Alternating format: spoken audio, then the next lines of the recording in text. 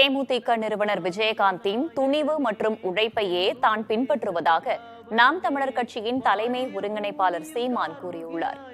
விஜயகாந்தின் குரு பூஜையில் பங்கேற்ற அவர் அமைதி பேரணிக்கு அனுமதி மறுத்தது அவசியமற்றது என்றும் கூறியுள்ளார். அவருடன் நமது செய்தியாளர் சுரேஷ்குமார் நடத்திய கலந்துரையாடலை பார்க்கலாம். விஜயகாந்த் அவர்களுடைய நினைவு தினத்தை ஒட்டி தேமுதிக சார்பில் ஏற்பாடு செய்யப்பட்டிருந்த இந்த அஞ்சலிக்கான பேரணிக்கு அனுமதி மறுக்கப்பட்டிருக்கு. எப்படி பாக்குறீங்க?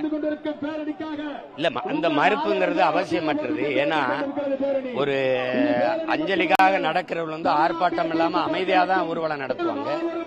மனம் முழுக்க வலியோட நடக்கிறவங்க அமைதியாக தான் நடப்பாங்க. அந்த நேரத்தில் எந்த போக்குவரத்துக்கும் இடையூறு இருக்கப்படுது. அப்ப இந்த ஊர்வலத்திற்கு அனுமதி மறுத்திருக்கிறது அவசியமற்றது. சார், இன்றைய தினத்துல விஜயகாந்த் அவர்களுக்கும் உங்களுக்குமான அந்த பழைய நினைவுகள் எப்படி இருக்கு?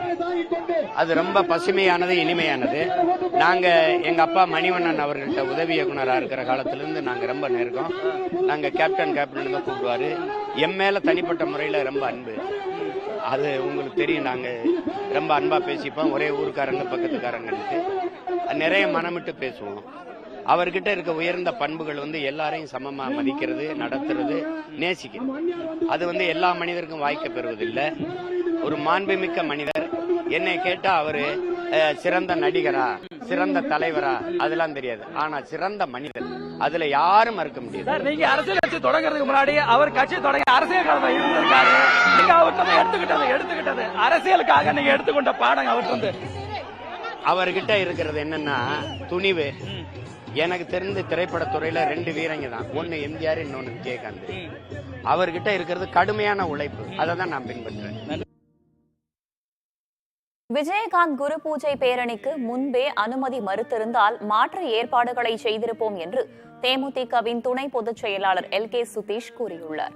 முதலமைச்சர் கண்டிப்பாக பேரணிக்கு அனுமதி வழங்கியிருப்பார் என்றும் அவர் கூறியுள்ளார். அவருடன் நமது புதிய தலைமுறை செய்தியாளர் சுரேஷ்குமார் நடத்திய கலந்துரையாடலை தற்போது பார்க்கலாம்.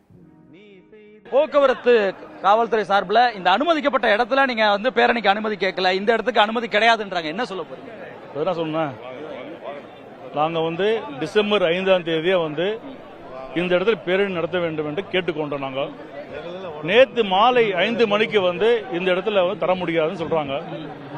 நாங்க கொடுத்த கிட்டத்தட்ட 20 நாள் மேல ஆகுது. இதை அப்பயே சொல்லியிருக்கலாம். சொல்லியிருந்தா நாங்க நீதிமன்றத்தை சென்றிருப்போம். நாங்க அவங்க சொல்லல. இல்ல அரசு தமிழகத்தை முதலமைச்சர் சந்திச்சிருப்போம். எங்களுக்கு நேரம் இல்லை. அது இதுதான். இல்ல, முன்கூட்டியே சொல்லியிருந்தா வேறு வகையான பேரணிக்கு பதில் வேற ஏதாவது திட்டம் விட்டுருப்பீங்களா? இல்லைனாக்கா பேரணி தான் போவீங்களா? இல்ல, வேற திட்டம் எடுத்துப்போம். நாங்க கண்டிப்பா போலீஸ் சொல்லியிருந்தா, கவர்மெண்ட் சொல்லியிருந்தா கண்டிப்பா வேற இடம் மாற்றிருப்போம். நாங்க மாற்றிருப்போம். விஜயகாந்த் அவர்கள் மறைந்த போது தீவுத்திடல்ல இடம் கேட்டிருந்தீங்க. அந்த இடத்துல இடம் ஒதுக்கி கொடுத்தாங்க. அதே மாதிரி இந்த தடவை பேரணி கேட்டிருந்தீங்க. ஆனா போக்குவரத்து காரணங்களுக்காக கொடுக்கல. இது சரியா எடுத்துக்கலாமா?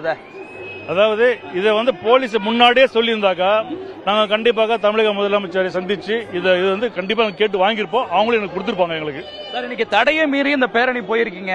இது விஜயகாந்த் அவர்கள் தடையெல்லாம் மீறலையே. நாங்க நடந்ததான் நாங்க. இது பேரணி கிடையாது. பேரணி பாத்திருக்கீங்களா? பேரணி வேற. இது நடந்து வந்திருக்கோம். எங்களுக்கு பேரணிக்கு மறுக்கப்பட்டு நாங்க நடந்து வந்தோம். தடையை மீறி எடுத்துக்க முடியாது. தடை கிடையாது.